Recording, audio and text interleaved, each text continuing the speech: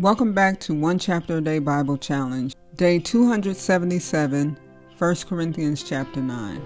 Am I not free? Am I not an apostle? Have I not seen Jesus our Lord? Are you not the result of my work in the Lord? Even though I may not be an apostle to others, surely I am to you. For you are the seal of my apostleship in the Lord. This is my defense to those who sit in judgment on me. Don't we have the right to food and drink? Don't we have the right to have a believing wife along with us, as do the other apostles and the Lord's brothers and Cephas? Or is it only I and Barnabas who lack the right to not work for a living? Who serves as a soldier at his own expense? Who plants a vineyard and does not eat its grapes? Who tends a flock and does not drink the milk? Do I say this merely on human authority? Doesn't the law say the same thing? For it is written in the law of Moses, do not muzzle an ox while it is treading out the grain. Is it about oxen that God is concerned? Surely he says this for us, doesn't he?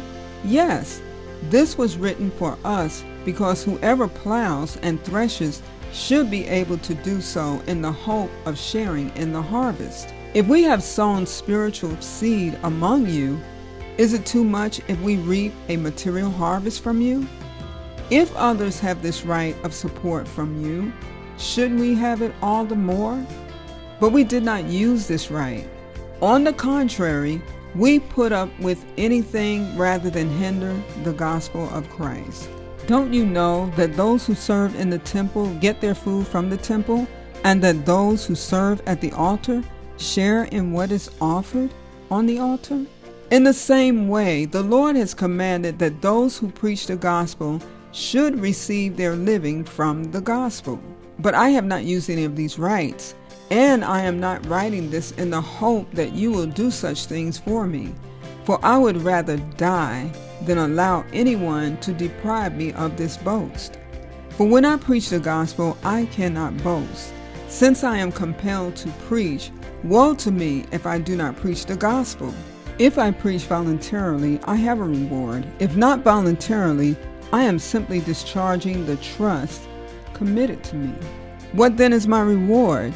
Just this, that in preaching the gospel I may offer it free of charge, and so not make full use of my rights as a preacher of the gospel.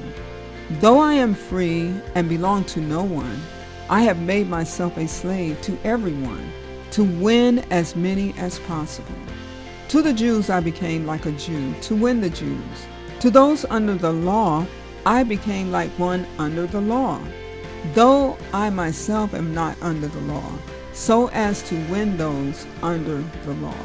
To those not having the law, I became like one not having the law, though I am not free from God's law, but am under Christ's law, so as to win those not having the law. To the weak I became weak, to win the weak. I have become all things to all people, so that by all possible means I might save some. I do all this for the sake of the gospel, that I may share in its blessings. Do you not know that in a race all the runners run, but only one gets the prize? Run in such a way as to get the prize. Everyone who competes in the games goes into strict training. They do it to get a crown that will not last, but we do it to get a crown that will last forever. Therefore, I do not run like someone running aimlessly.